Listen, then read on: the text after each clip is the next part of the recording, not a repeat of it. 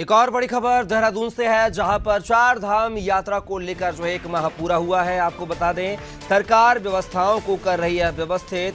सुगम यात्रा बनाने पर सरकार का फोकस, ये बड़ी खबर देहरादून से आप तक पहुंचा रहे हैं, जहां पर चार धाम यात्रा का 1 माह पूरा हो चुका है। यानी कि बद्रीनाथ और केदारनाथ के कपाट खुले हुए 1 माह हो चुका है और यात्रा को सुगम बनाने को लेकर सरकार जो है तमाम व्यवस्थाओं को दुरुस्त करती हुई नजर आ रही है।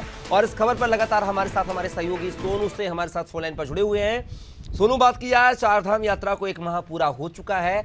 इस यात्रा को आगे आने वाले समय में और सुगम और व्यवस्थित किस तरीके से बनाने को लेकर सरकार प्रतिबद्ध नजर आ रही है। सरकार व्यवस्थाओं को कैसे बेहतर कर सकती है, इस पर लगातार फोकस किया जा रहा है। और कपिल, आप जानते हैं इस बात को कि कुछ समय पहले की अगर हम बात करें, जब उत्तराखंड में चुनावी माहौल था, उत्तराखंड के साथ साथ पूरे देश भर में जब चुनावी माहौल था, उस वक्त जब अलग अलग संसदीय क्षेत्रों के पार्टी के प्रत्याशियों के समर्थन में उत्तराखंड के मुख्यमंत्री चुनाव प्रचार करने पहुंच रहे थे, तो उस दौरान भी मुख्यमंत्री न सिर्फ चुनावी प्रचार व्यवस्था के बावजूद उत्तराखंड के जो चारधाम यात्रा है की मॉनिटरिंग कर रहे थे, बल्कि मुख्य सचिव से पल पल का अपडेट भी ले रहे थे। और ये तमाम अपडेट जो है हमने अपने दर्शकों तक भी पहुंचाए हैं। तो आप समझ सकते हैं कि सरकार कितना गंभीर है। जिस वक्त शुभ मुहूर्त में चारों धामों के कपाट खोले जाते हैं, तो उस वक्त वैदिक मंत्रोच्चारण के साथ बड़ी संख्या में श्रद्धालु उन पलों के गवाह बनते हैं। और ये बड़ा अलौकिक नजारा होता है। जब से यात्रा शुरू हुई है तब से लेके अगर हम अभी तक की बात करें, 1 माह की समय सीमा की बात करें, 1 माह के दौरान यात्रा के ने जो है कई व्यवस्थाओं में बदलाव किया है। और खासतौर पर सरकार ने कई बड़े और कड़े फैसले भी लिए हैं। हालांकि उनका असर अब उतना नहीं रहा है, क्योंकि जो यात्री परेशान हो रहे थे उसका समाधान कैसे हो सकता है, उनकी यात्रा सुरक्षित कैसे हो सकती है। तो इसको ध्यान में रखते हुए लगातार बैठकों का दौर शुरू हुआ और उसके बाद फिर मुख्य सचिव ने कई अधिकारियों की जिम्मेदारी सौंपी और फिर कई प्रतिबंध भी लगाए गए। जैसे अनुरोध किया गया था इस बात का कि जो वीवीआईपी हैं वो कुछ समय के लिए वो उत्तराखंड की चारधाम यात्रा पर आने से परहेज करें। दूसरा, जो वीडियो बना रहे थे मंदिर परिसर में जाकर के और उससे कहीं ना कहीं यात्रियों की आस्था को ठेस पहुंच रही थी, तो उस पर प्रतिबंध लगाने का सरकार ने फैसला लिया। और अब यात्रियों की जो यात्रा है सुरक्षित कैसे हो सकती है, जो नियमों का पालन करेंगे, जो पंजीकरण कराने के बावजूद या अपनी यात्रा को आगे बढ़ाएंगे, निश्चित तौर पर उनकी यात्रा सुगम और सुरक्षित यात्रा होगी। और इस 1 माह में तकरीबन 20 लाख से ज्यादा श्रद्धालु चारों धामों के दर्शन कर चुके हैं।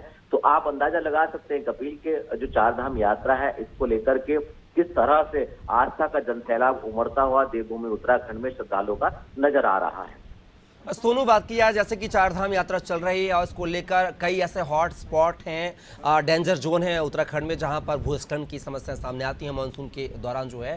तो ऐसे स्थानों पर क्या श्रद्धालुओं को रोकने के लिए कोई वैकल्पिक व्यवस्था की है सरकार ने?